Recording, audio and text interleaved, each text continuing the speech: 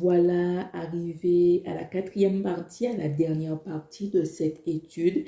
N'éteignons pas le feu. Aujourd'hui, nous allons voir comment savoir si le feu est éteint ou en voie de l'être, mais également quels sont les ennemis du feu. On y va? Comment savoir si le feu est éteint ou en voie de l'être? 1 Jean 4, versets 1 à 6. Bien-aimés, n'ajoutez pas foi à tout esprit, mais éprouvez les esprits pour savoir s'ils sont de Dieu, car plusieurs faux prophètes sont venus dans le monde. Reconnaissez à ceci l'Esprit de Dieu. Tout esprit qui confesse Jésus-Christ venu en chair est de Dieu. Et tout esprit qui ne confesse pas Jésus-Christ n'est pas de Dieu.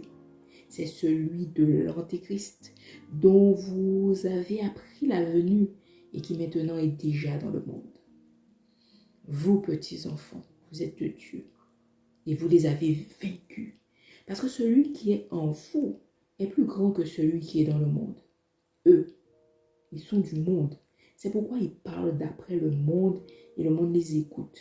Nous sommes de Dieu. Celui qui connaît Dieu nous écoute. Celui qui n'est pas de Dieu ne nous écoute pas.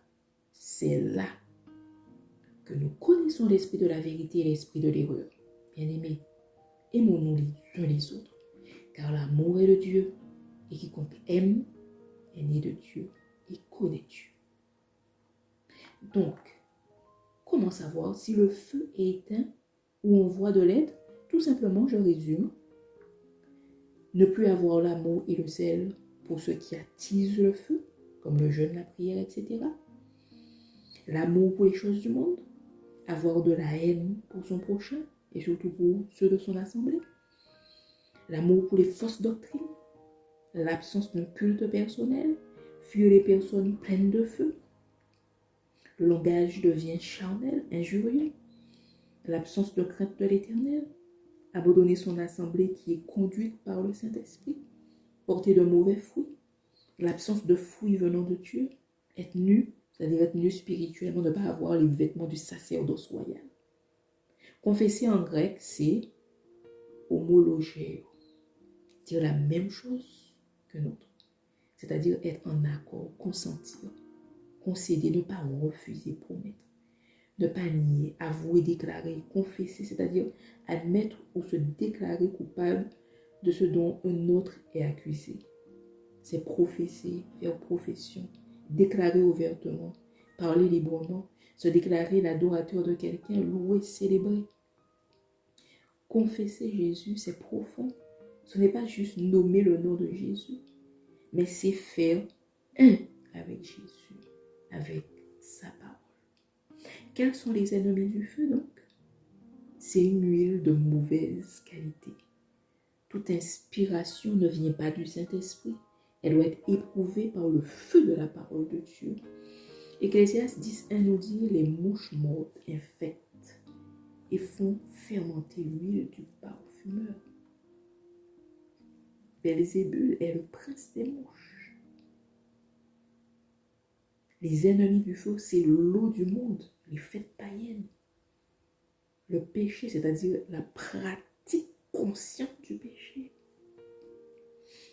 La paresse, le découragement, se laisser intimider par nos ennemis, entretenir des relations avec des gens du monde. Je dis bien entretenir, je ne dis pas le fait d'être au contact des gens du monde, parce que Jésus lui-même a été prêché à ceux qui étaient dans le monde. Et certains lui ont reproché que voilà, il était avec des gens de mauvaise vie, les prostituées, etc. Non, je dis bien entretenir des relations avec des gens du monde. Ça veut dire que aujourd'hui, on va au cinéma, demain, je viens chez toi, après-demain, tu viens chez moi. C'est entretenir une relation.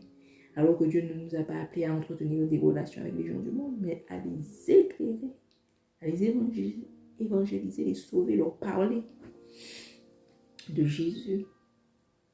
Quels sont les ennemis du feu? C'est entretenir des relations avec des chrétiens éteints spirituellement. Si nous sommes faibles spirituellement, il est avantageux pour nous d'avoir le soutien des chrétiens en feu. Ceux qui ont une bonne relation avec le Saint-Esprit, afin de nous motiver à avoir un culte personnel par la suite. Le manque de culte personnel fera de nous une vierge folle. Il est de la responsabilité de chacun d'acheter son huile, c'est-à-dire de payer le prix comme nous l'avons vu. 2 Thessaloniciens 3, verset 6 nous dit « Nous vous recommandons, frères, au nom de notre Seigneur Jésus-Christ, de vous éloigner de tout frère qui vit dans le désordre, et non selon les instructions que vous avez reçues de nous. » Il faut savoir s'entourer des bonnes personnes, même au sein de notre assemblée. Acte 14, verset 19-20 nous dit « Alors survinrent d'Antioche et d'Icône des Juifs qui gagnèrent la foule, et qui, après avoir lapidé Paul, le traînèrent hors de la ville, pensant qu'il était mort. Mais les disciples l'ayant entouré, il se leva et entra dans la ville. Le lendemain, il partit pour Derbe avec Barnabas. Être entouré de personnes en feu est favorable à ce que nous restions debout. Un autre ennemi du feu, c'est abandonner son assemblée dans laquelle la présence du Saint-Esprit est manifeste. Et enfin, les blessures intérieures non traitées sont aussi un ennemi à notre feu. Nous avons un combat à mener contre notre chair et notre âme afin de vivre spirituellement et de ne pas éteindre le feu de l'Esprit de Dieu en nous. À tous ceux et à toutes celles qui n'ont pas écouté le début de l'enseignement, je vous invite à regarder et écouter et pratiquer, prendre des notes concernant les 3 premières parties de cette étude. N'éteignons pas le feu. Que le Saint-Esprit nous aide. Que le Saint-Esprit nous dirige dans le nom puissant de Jésus. L'Évangile Plus vous souhaite un agréable moment sous le regard de Dieu. Et vous dit à bientôt pour une prochaine étude. Prenez soin de vous par la parole de Dieu. Sur cette chaîne, vous la trouvez sous forme de short, de vidéos, de podcasts, de posts. Que le Saint-Esprit nous fasse du bien au nom de Jésus.